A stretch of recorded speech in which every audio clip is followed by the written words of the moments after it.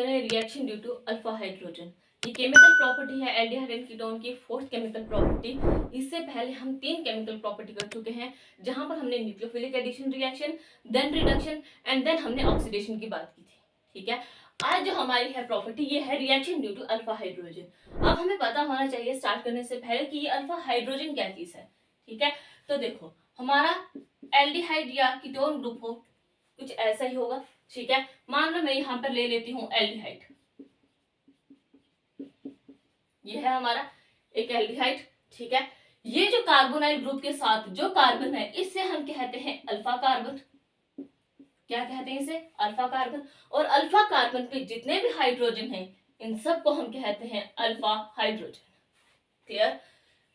ध्यान से देखो कि जो कार्बोनाइल ग्रुप के साथ जो कार्बन है उसे हम अल्फा कार्बन कहते हैं। इस अल्फा कार्बन के ऊपर जितने भी हाइड्रोजन है उसे हम अल्फा हाइड्रोजन कहते हैं। डायरेक्टली जो इसके साथ हाइड्रोजन अटैच्ड है उसे हम अल्फा हाइड्रोजन नहीं कहेंगे, बिकॉज क्योंकि यहाँ पे क्या है, कार्बन हमारे पास नहीं है। ठीक है, अगर मान लो आपके पास यहाँ पर OH ग्रुप होता, H ना होता, तो वो अल्फा हाइड्रोजन है, अल्फा हाइड्रोक्सी ग्रुप बन जाता। क्लियर? ये है हमारा अल्फा हाइड्रोजन। नेक्स्ट थिंग कि जो ये अल्फा हाइड्रोजन है ये हाईली एसिडिक इन नेचर है। ये क्या है? Highly acidic in nature. और इसीलिए ये क्या होता है, H पॉजिटिव की फॉर्म में ये बाहर निकल जाता है। ठीक है, H पॉजिटिव की फॉर्म में बाहर निकल जाता है जब भी कोई बेस इसके पास आएगा। ठीक, नेक्स्ट कि जो ये आपका कार्बोनाइल ग्रुप है ये इलेक्ट्रॉन विथड्रॉइंग ग्रुप है, यानी कि ये इलेक्ट्रॉन विथड्रॉ करने की टेंडेंसी रखता है। ठीक है, तो ये क्या करेगा, हाइड्रोजन को यहां से भेजेगा और कार्बन के ऊपर नेगेटिव चार्ज आ जाएगा। देखो ये हाइड्रोजन जो होता है ये कैसे जाता है बाहर, जब भी आपके पास कोई बेस आएगा ये इस हाइड्रोजन को लेके बाहर निकल जाएगा और ये जाएगा H पॉजिटिव की फॉर्म में बाहर, यानी कि बेस के साथ हाइड्रोजन बाहर हो जाता है। क्लियर? ये क्या करता है, H पॉजिटिव की फॉर्म में बाहर हो जाता है। जैसे ही H पॉजिटिव की फॉर्म में बाहर हुआ तो कार्बन के ऊपर नेगेटिव चार्ज आ जाता है, कुछ इस तरह से। ठीक है, अब जो ये नेगेटिव चार्ज है ना ये क्या करता है, कार्बन आयन बना देता है। और हम ये साथ ही साथ ये कहते हैं कि ये हाईली स्टेबल होता है।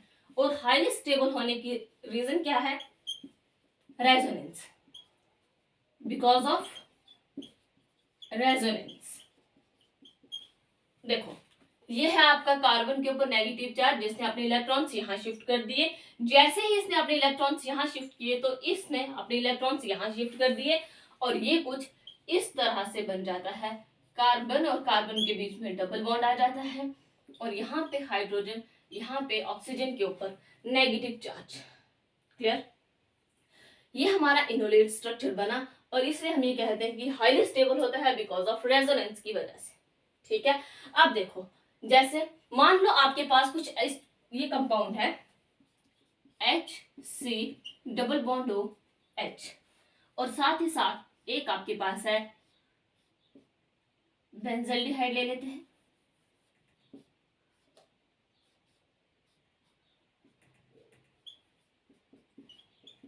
ये तो क्या ये हमें अल्फा हाइड्रोजन आपको यहाँ पे दिख रहे हैं, क्या ये हमें ऐसी रिएक्शन देंगे जो अल्फा हाइड्रोजन की वजह से होते हैं?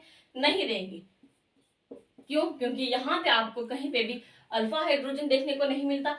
अगर आप यहाँ बात करें तो कार्बन की चारों वैलेंसी कंप्लीट हो रही है, 1 2 3 एंड 4, तो कार्बन के पास कोई हाइड्रोजन ही नहीं है, इसलिए ये भी रिएक्शन नहीं देगा। क्लियर? यानी कि इनके पास अल्फा हाइड्रोजन ही नहीं है तो ये रिएक्शन देंगे कहाँ से? ठीक है, अब जो हमें इसमें बात करनी है वो हमें बात करनी है एल्डोल कंडेंसेशन की। तो जल्दी से इसे नोट डाउन कर लो, हम मूव करते हैं नेक्स्ट एल्डोल कंडेंसेशन की ओर।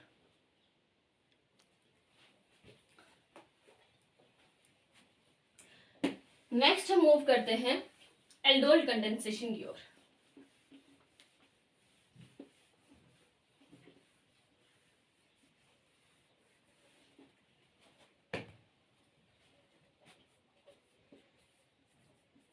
एल्डोल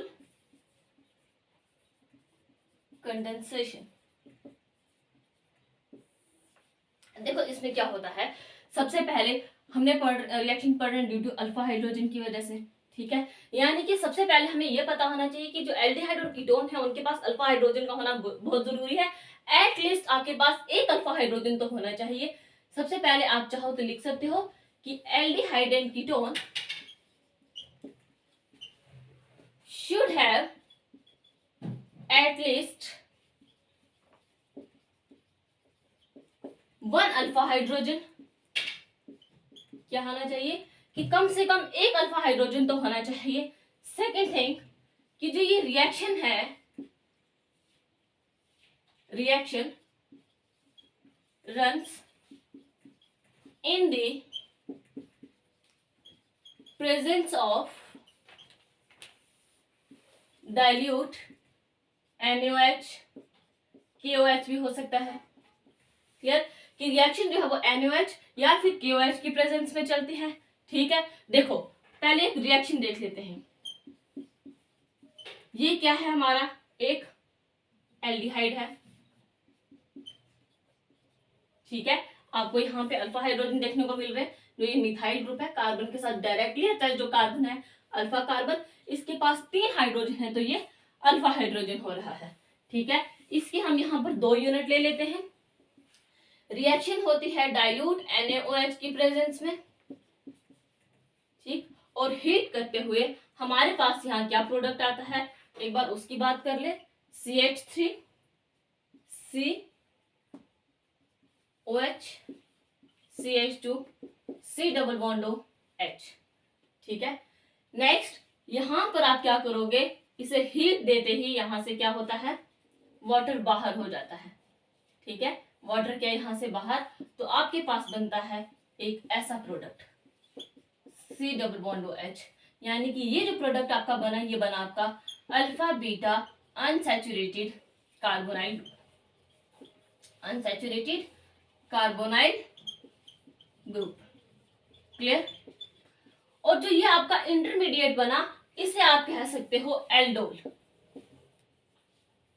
ठीक है, alpha beta gamma, beta position पे हाइड्रोक्सी ग्रुप है तो आप इसे ये भी कह सकते हो बीटा हाइड्रोक्सी ब्यूटेनल। ठीक है, क्या कह सकते हो, beta hydroxy butanal. Heat provide करने पर हम यहां से निकाल रहे हैं वाटर, और ये हमारा जो इंटरमीडिएट बना ये एल्डोल है। अगर आपके पास मान लो यहां पर अगर CH3 होता, आपके पास अगर CH3 होता तो यहां पे आपके पास CH3 बन जाता, तब आपका ये एल्डोल ने कीटोल बन जाता। ठीक है, क्या बनता है ये आपका कीटोल। अगेन नेक्स्ट आपके पास क्या हो जाता, alpha beta unsaturated carbonyl group. ठीक है, अल्फा बीटा कैसे, देखो कार्बोनाइल ग्रुप के साथ का जो कार्बन है एडजस्टिंग पोजीशन पे, वो आ जाता है अल्फा, ये आ जाता है बीटा और ये आ जाता है गामा। अल्फा और बीटा के बीच में डबल बॉन्ड है, इसलिए हम कहते हैं alpha beta unsaturated carbonyl group. हमें पता है कि ये अनसैचुरेटेड ग्रुप है, डबल या ट्रिपल बॉन्ड जब भी होंगे वो अनसैचुरेटेड ही होंगे। ठीक है, इस कार्बन के साथ जो ये कार्बन है ये भी अल्फा हाइड्रोजन है, लेकिन हम इसका नाम दे रहे हैं। क्लियर, ठीक है, तो ये तो आ गया जो हमने डाइल्यूट NaOH के साथ रिएक्शन करवाई, यानी कि बेस में हो रही है डाइल्यूट NaOH। देखो डाइल्यूट NaOH है। एक बात और, आपके पास एक और रिएक्शन आएगी जो हम इसके बाद बात करेंगे, कैंसर रिएक्शन की बात करेंगे। उसमें क्या होगा कि आपके पास कंसंट्रेटेड NaOH होगा, और साथ ही साथ जैसे आपको यहाँ पे अल्फा हाइड्रोजन देखने को मिल रहा है, उस केस में आपको अल्फा हाइड्रोजन देखने को नहीं मिलेगा। क्लियर, तो जल्दी से नोट डाउन कर लो, फिर हम इसका मैकेनिज्म स्टार्ट करते हैं। ठीक है, हम यहाँ पर एल्डिहाइड लेकर ही रिएक्शन करते हैं।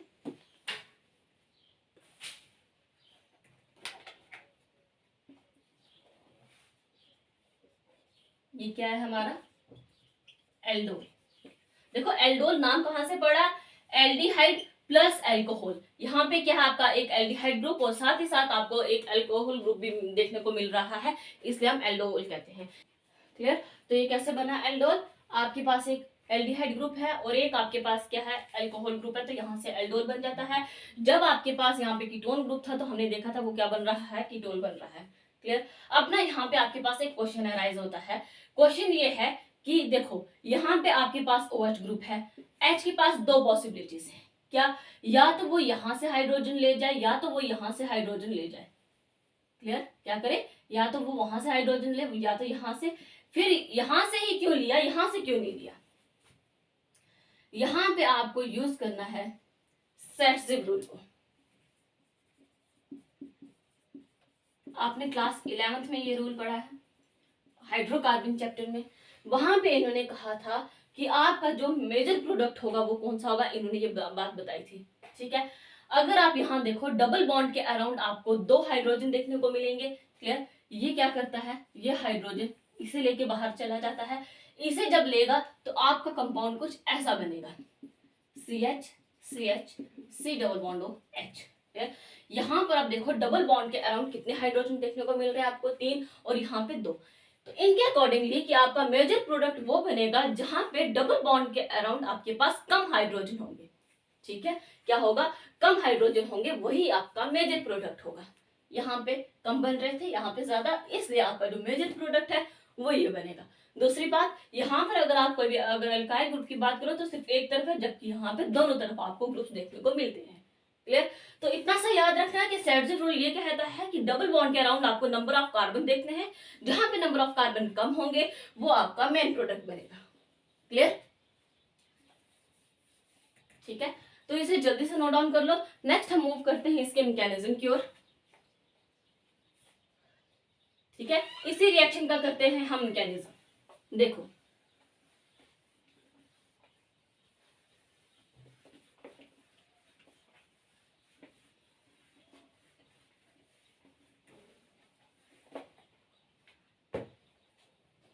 क्या रिएक्शन थी हमारी, CH3 C double bond OH।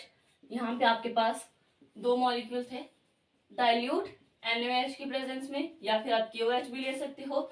Heat करने के बाद आपके पास जो फाइनल प्रोडक्ट बनेगा वो क्या बनेगा, अल्फा बीटा अनसैचुरेटेड कंपाउंड। ठीक है, ये आपका बनेगा फाइनल प्रोडक्ट। ठीक है, स्टार्ट करते हैं इसका मैकेनिज्म।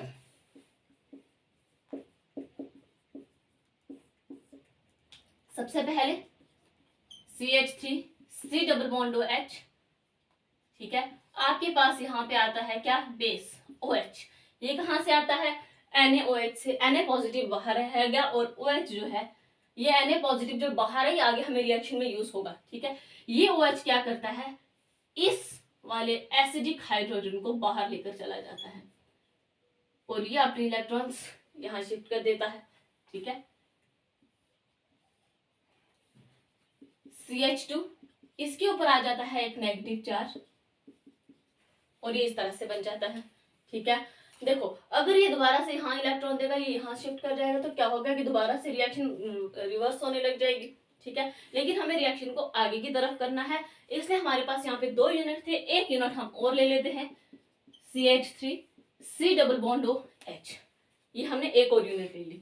ठीक है, अब यहाँ पे क्या होगा कि जो ये वाला ग्रुप है आपका, ये एज अ न्यूक्लियोफाइल वर्क करेगा और ये कार्बन जो है ये एज एन इलेक्ट्रोफाइल वर्क करेगा। और हमें पता है कि इलेक्ट्रॉन विथड्रॉइंग ग्रुप है, तो ये इलेक्ट्रॉन को खींचने की भी टेंडेंसी रखता है अपनी ओर।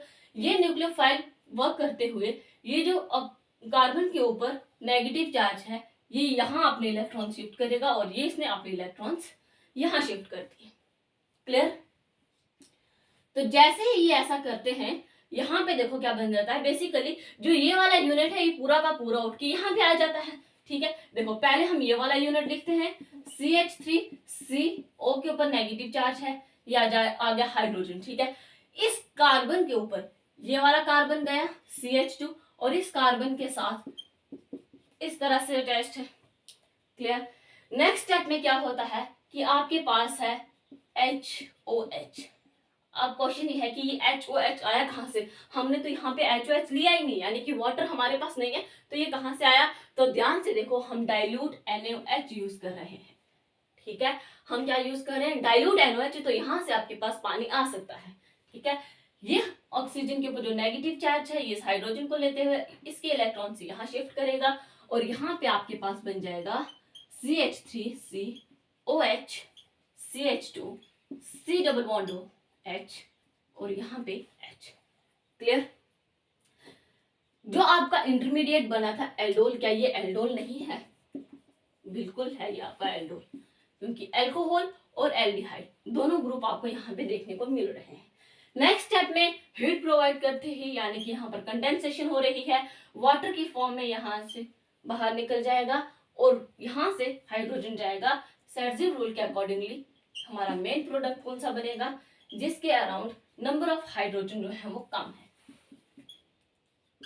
तो ये आपका मेन प्रोडक्ट यानी कि OH जो है, इस वाले हाइड्रोजन को, जी इस कार्बन के ऊपर जो हाइड्रोजन है इसे लेके बाहर चला जाएगा और ये आपका बना alpha beta unsaturated carbonyl group. Alpha beta unsaturated carbonyl group ये आपका बन जाता है। क्लियर? ये तो हमने एल्डिहाइड की लेके एग्जांपल की। आप चाहो तो कीटोन के केस में भी कर सकते हो, वहां पे भी आपका सेम प्रोडक्ट बनेगा। ठीक है, एक बार इसका मैकेनिज्म नोट कर लो, फिर हम एक शॉर्ट ट्रिक की बात करते हैं और साथ ही साथ हम इसके कुछ एग्जांपल्स की बात करते हैं। यहाँ पे कुछ क्वेश्चंस भी अराइज हो सकते हैं, जैसे हम तो यहाँ पे दोनों यूनिट सेम ले रहे हैं, अगर मान लो आपका ये यूनिट डिफरेंट हो तब हम क्या करेंगे, तो वो सारी हम बात करेंगे, लेकिन उससे पहले ये जो सेम यूनिट वाला मैकेनिज्म है इसे नोट कर लो। क्लियर है? देखो ये तो हमने मैकेनिज्म किया, अब हम इसकी एक शॉर्ट ट्रिक देखते हैं, देन हम कुछ एग्जांपल्स की बात करते हैं।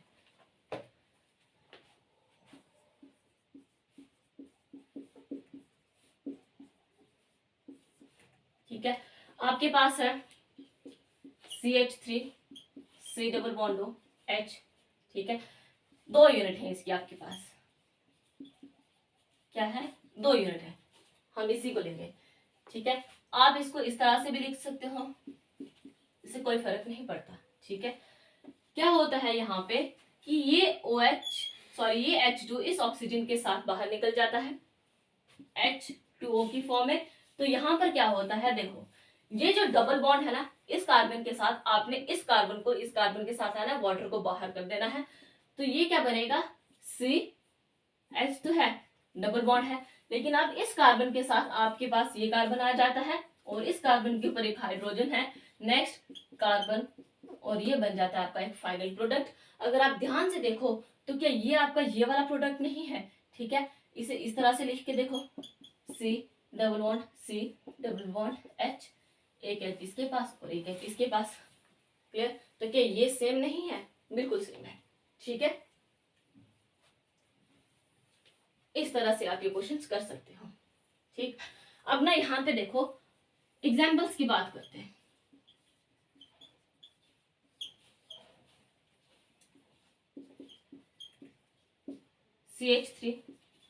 CH3 2 यूनिट ले लो, इसकी भी वाटर हम बाहर निकालेंगे,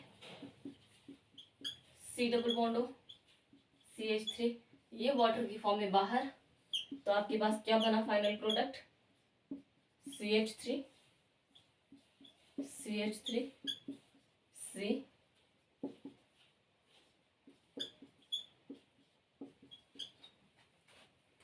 क्लियर? तो ये तो आ गया आपका जब हमने सेम यूनिट लिए थे। ठीक है, अब हम बात करेंगे जब आपके पास डिफरेंट यूनिट होंगे तब आप क्या करोगे।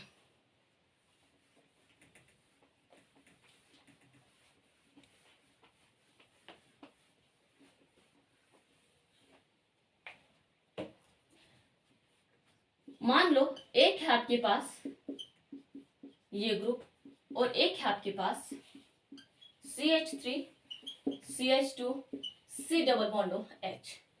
ठीक है, ये क्या है आपके पास, कुछ ऐसा। एक यूनिट आपके पास क्या है, ये इथेनॉल, और दूसरी है आपके पास प्रोपेनॉल। क्लियर? यहां पर हम इसके जब रिएक्शन करवाते हैं तो इस केस में क्या होता है कि आपको 4 डिफरेंट प्रोडक्ट्स देखने को मिलते हैं। ठीक है, और ऐसे रिएक्शन को जब हमारे पास 2 डिफरेंट ग्रुप्स हो, 2 डिफरेंट ग्रुप्स, मतलब ये तो हमने सेम यूनिट ली थी ना, जब 2 डिफरेंट यूनिट्स होंगी आपके पास एल्डिहाइड या कीटोन की, तब हम उसे कहेंगे क्रॉस एल्डोल कंडेंसेशन। क्या कहेंगे हम उसे, क्रॉस एल्डोल कंडेंसेशन। कब, जब एल्डिहाइड या कीटोन की 2 डिफरेंट यूनिट्स आपको देखने को मिलेगी, उस केस को हम कहेंगे क्रॉस एल्डोल कंडेंसेशन। और यहाँ पे आपको 4 डिफरेंट प्रोडक्ट देखने को मिलेंगे। अब वो 4 डिफरेंट किस तरह से हैं, पहले ये देखो। पहली पॉसिबिलिटी ये है कि ये वाली यूनिट अपने साथ ही रिएक्शन करेगी और ये वाली यूनिट अपने साथ रिएक्शन करेगी। जब ये अपने साथ करेगी तो एक प्रोडक्ट इसका तो एक प्रोडक्ट इसका, जब ये अपने साथ करेगी नेक्स्ट 2 प्रोडक्ट तो यहाँ से बन जाएंगे। नेक्स्ट ये है कि ये वाली यूनिट इस वाले के साथ रिएक्शन कर सकती है 3, और ये भी तो हो सकता है कि ये वाली यूनिट इसके साथ रिएक्शन कर सके 4। ठीक है, यानी कि यहाँ पे आपको 4 डिफरेंट प्रोडक्ट देखने को मिलेगा। एक कि ये खुद के साथ रिएक्शन कर जाए, दूसरा ये दूसरे यूनिट के साथ रिएक्शन कर जाए। ठीक है, अब देखो जब ये खुद के साथ रिएक्शन करेगी तो ये किस तरह से होगा, C डबल बॉन्ड H। ठीक है, तो इस केस में क्या होता है कि मान लो आपके पास ये ऐसे है हाइड्रोजन, तो ये वाटर की फॉर्म है यहां से बाहर, तो आपके पास क्या हुआ CH3 CH double bond CH C double bond H। ठीक है, यानी कि इसने इसके साथ रिएक्शन की। ठीक है, नेक्स्ट सिमिलरली आप यहाँ पे भी कर सकते हो। यहाँ पे किस तरह से करोगे, देखो अब ना एक क्वेश्चन है, ध्यान से देखना। हमने कहा कि अल्फा हाइड्रोजन चाहिए। ठीक है, यानी कि अल्फा हाइड्रोजन, तो रिएक्शन इसके साथ मत कर देना, रिएक्शन इस हाइड्रोजन के साथ होगी। ठीक है, जो शॉर्ट ट्रिक हमने यूज की थी ना, वो ध्यान से देख के यूज करना। मतलब ये नहीं जैसे आपके पास ये मान लो CH3 है, CH2 है, C डबल बॉन्ड H, यहाँ पर आपने ऐसे किया CH2 C double bond H। ठीक है, जल्दी से हमें पता है कि वाटर निकलेगा, तो आपने क्या किया, जल्दी से इस हाइड्रोजन H2O को बाहर निकाला, तो फाइनल प्रोडक्ट बना दिया। और जब आप ऐसा करके आओगे तब आपको बड़ा सा मिलेगा क्रॉस। क्लियर? अब देखो ऐसा क्यों होगा, क्योंकि कार्बन के साथ हम बात कर रहे हैं अल्फा कार्बन और अल्फा हाइड्रोजन की। ठीक है, क्या ये अल्फा हाइड्रोजन है? नहीं, ये बीटा हाइड्रोजन है। अल्फा बीटा कार्बन के ऊपर जो हाइड्रोजन से हम बीटा हाइड्रोजन कहेंगे। तो रिएक्शन इस तरह से नहीं होगी, इसलिए ध्यान से देखना कि कैसे होगी। आपके पास है CH2 CH3 C double bond H, यानी कि ये वाला हाइड्रोजन आपका जाएगा, ये H2 आपका जाएगा। ठीक है, तो यहाँ पे जब इस तरह से जाएगा एक प्रोडक्ट आपका और बनेगा, वो क्या बनेगा, CH3 CH2 C double bond और यहाँ पे H। ठीक है, ये आपका बनेगा प्रोडक्ट। क्लियर? मतलब जब इसने अपने साथ रिएक्शन की तो ये प्रोडक्ट बना, इसने की तो ये प्रोडक्ट बना। ठीक है, नेक्स्ट है हमारे पास कि अगर ये यूनिट इसके पास चली जाए, इसके साथ रिएक्शन करेगी, तब क्या होगा, ठीक उसी तरह से वाटर निकलेगा। इस केस में कैसे निकलेगा, ये देखो CH3 है, C डबल बॉन्ड H। ठीक है, यहां से आपके पास क्या है, CH2 CH3 C double bond H, यानी कि ये हाइड्रोजन आपका निकल जाएगा और बाकी आपका प्रोडक्ट आ जाएगा। हम क्या कर रहे हैं, इस वाले को इसके साथ रिएक्शन कर रहे हैं। ठीक है, और ना इसका एक बार मैकेनिज्म भी मैं आपको बता दूंगी, लेकिन पहले आप देख लो इसको करना किस तरह से है। ठीक है, CH3 C double bond C, इसके साथ है CH3 C double bond H, और यहाँ पे है आपके पास कार्बन के पास हाइड्रोजन। क्लियर? उसी तरह से अगर हम ये कहें कि ये वाली यूनिट इस वाली के साथ रिएक्शन कर रही है तो क्या आएगा, प्लस करके लिखो CH3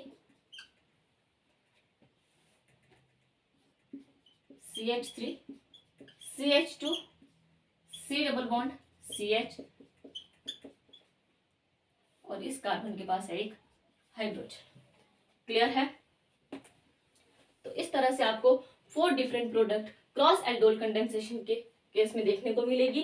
जो ये पहली वाली आई, आप इसे सिंपल और सेल्फ एल्डोल कंडेंसेशन भी कह सकते हो।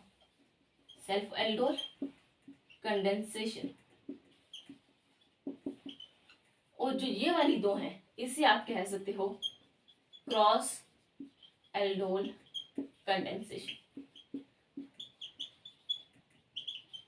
सेल्फ क्यों, क्योंकि खुद के साथ कर रहे हैं, क्रॉस क्यों, क्योंकि एक दूसरे यूनिट के साथ कर रहे हैं। ठीक है, ये वाली इस यूनिट के साथ और ये वाली इस यूनिट के साथ। ठीक है, तो ये हमने बात की क्रॉस एल्डोल कंडेंसेशन के बारे में। ठीक है। इसी तरह से आप कोई कीटोन ग्रुप भी यूज कर सकते हो, ठीक है। जैसे मैंने एल्डिहाइड लिए हैं, आप कीटोन भी ले सकते हो, अलग अलग यूनिट्स भी ले सकते हो। तो जल्दी से इसे नोट डाउन कर लो। क्लियर है? देखो जो हमने पहला वाला मैकेनिज्म किया है ना, जहां पर हमने ये वाली यूनिट दी थी, तो वो सेल्फ ही था, ठीक है, क्योंकि वो क्या था, दोनों यूनिट सेम थी। अब हम बात करते हैं क्रॉस एल्डोल कंडेंसेशन के मैकेनिज्म की, ठीक है। तो आई होप कि आपने नोट कर लिया होगा। देखो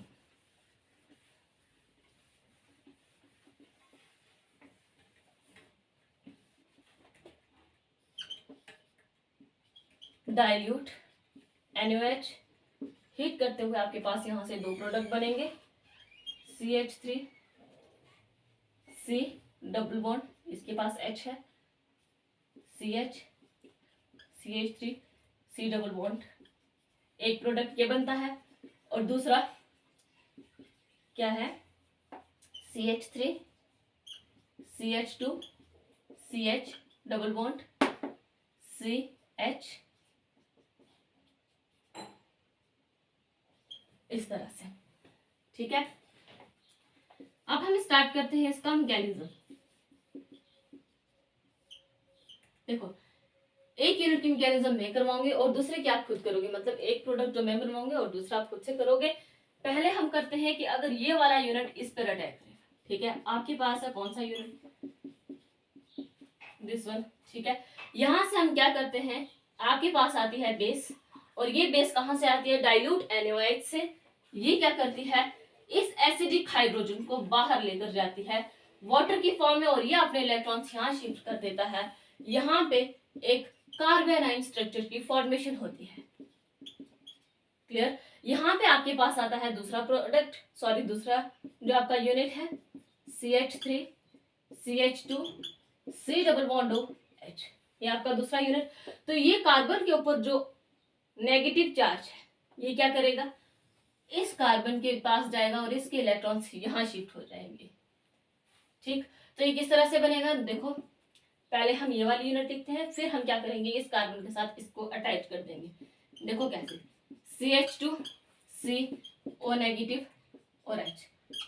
अब ये कार्बन इसके पास CH2 C double bond H, इस तरह से डाइल्यूट है तो हमारे पास HOH भी आ सकता है, ठीक है, HOH। तो ये ऑक्सीजन क्या करता है, यहाँ से हाइड्रोजन के पास जाता है और यहाँ से क्या करता है, OH को बाहर भेज देता है।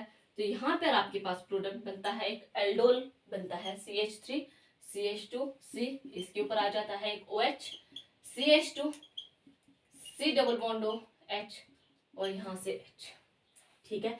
फिर क्या है, हीट प्रोवाइड करेंगे, कंडेंसेशन होगी, वाटर निकलेगा, सेट्सिव रूल अप्लाई होगा, यानी कि अल्फा पोजीशन से आपका हाइड्रोजन वाटर की फॉर्म में बाहर हो जाता है, इस OH के साथ मिलके, बीटा के OH के साथ मिलके ये क्या होता है, वाटर की फॉर्म में यहाँ से बाहर। तो यहाँ पे आपके पास आ जाता है double bond, CH3 CH2 C double bond, ठीक है। तो ये आपके पास क्या बना, एक alpha beta unsaturated compound, unsaturated carbonyl compound. Clear? क्या बना आपका, alpha beta unsaturated carbonyl compound. तो ये कौन सी स्ट्रक्चर बनी आपकी, दिस वन, ठीक है। ये वाला कब होगा, जब आप इसका इसके साथ रिएक्शन करवाओगे तो आपका ये वाला यूनिट भी आपको देखने को मिलेगा, ठीक है। तो इस तरह से क्रॉस एल्डोल कंडेंसेशन में हमने देखी। अब इसके बाद ना एक और आ जाती है कि मान लो आपके पास दो कार्बोनाइल ग्रुप एक साथ आ जाए एक ही स्ट्रक्चर में, तब हम क्या करेंगे, जल्दी से इसे नोट डाउन कर लो, नेक्स्ट हम उसकी बात करेंगे। अब देखो यहाँ पे तो हमने लिए थे दो सेम ग्रुप की बात भी कर ली, डिफरेंट की भी बात कर ली। नेक्स्ट हम बात कर रहे हैं कि एक ही यूनिट के अंदर आपको दो कार्बोनाइल ग्रुप देखने को मिलते हैं, तब क्या होगा। जब ऐसा होता है ना, उस रिएक्शन को भी हमने एक नाम दिया हुआ है, क्या है,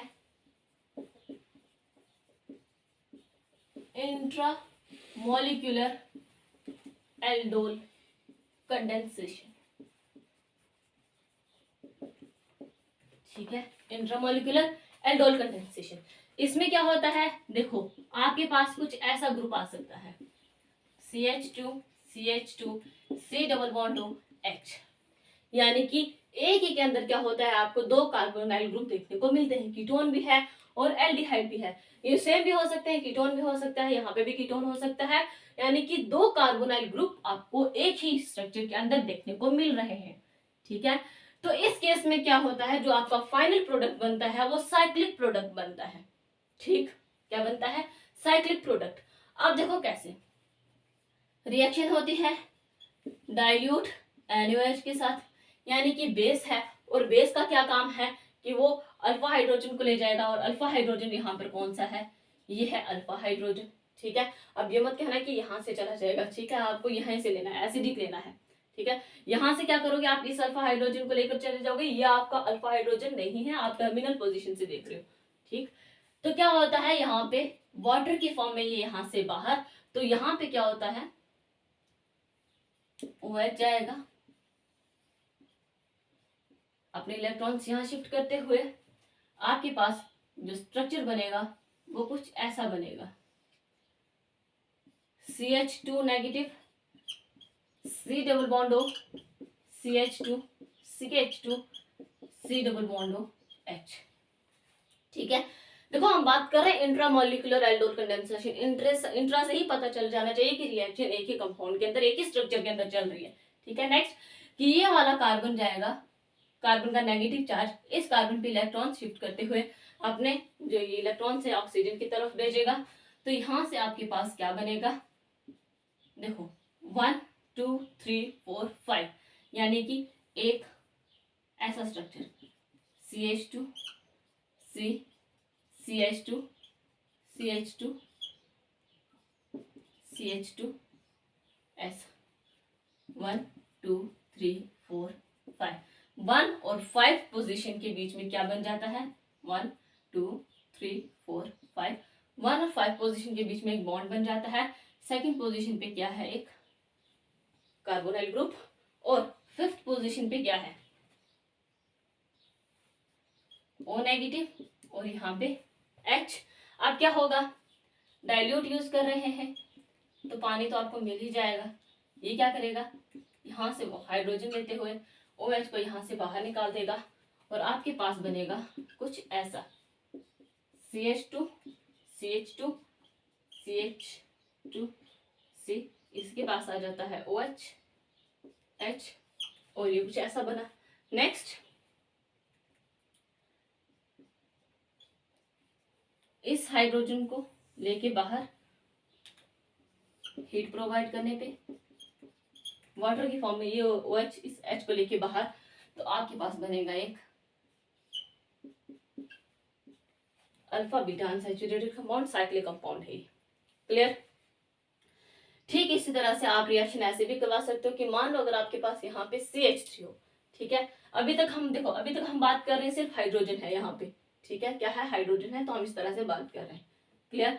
नेक्स्ट अगर हम यहाँ पे कहें कि अगर आपके पास दोनों की जो ग्रुप हो, तब क्या होगा, कुछ भी नहीं, रिएक्शन बिल्कुल सेम चलेगी, बस क्या होगा कि आप यहाँ पे CH3 ग्रुप लगा दो। इस केस में भी क्या होगा कि 5 रिंग स्ट्रक्चर ही बनेंगे, CH3 CH3, और फाइनल प्रोडक्ट में भी क्या आ जाएगा यहाँ पे CH3। क्लियर, यानी कि एक अल्फा बीटा अनसैचुरेटेड यहाँ पे साइक्लिक कंपाउंड आपकी फॉर्मेशन होगी। तो ये तो बात की थी हमने इंट्रामोलिकुलर एल्डोल कंडेंसेशन में, यानी कि एल्डोल कंडेंसेशन में हम बात कर रहे हैं self aldol condensation, cross aldol condensation और इंट्रामोलिकुलर एल्डोल कंडेंसेशन। क्लियर। एक चीज और कि अगर आपके पास पूछी जाए टेंडेंसी कि साइक्लिक कंपाउंड की टेंडेंसी क्या होगी, तो याद रखना कि 6 5 एंड 7 ये है टेंडेंसी कि सबसे पहले 6 वाला स्ट्रक्चर बना प्रेफर करेगा, देन 5 एंड देन 7। 4 और 3 जो होता है, 4 और 3 ये प्रेफरेबल नहीं है, यानी कि ऐसा साइक्लिक कंपाउंड नहीं बनेगा, आपकी जो टेंडेंसी है वो यही रहेगी। क्लियर है इतनी सी बात। तो यहाँ पर हम क्या करते हैं, अपने एल्डोल कंडेंसेशन को कंप्लीट करते हैं। नेक्स्ट वीडियो में आपको देखने को मिलेगा कैनेज़ोरो रिएक्शन, जो बिल्कुल एल्डोल कंडेंसेशन के अपोजिट चलती है। जैसे इसमें हमने डाइल्यूट NaOH लिया, उसमें आप कंसंट्रेटेड NaOH ले सकते हो, KOH ले सकते हो। इसमें आप कह रहे हैं कि आपके पास अल्फा हाइड्रोजन का होना जरूरी है, उस केस में हम कहेंगे कि अल्फा हाइड्रोजन का होना जरूरी नहीं है। क्लियर? तो वो सब आपको नेक्स्ट वीडियो में देखने को मिलेगा। इस वीडियो में इतना है एंड आई होप कि ये वीडियो आपके लिए हेल्पफुल रही होगी। Thank you so much.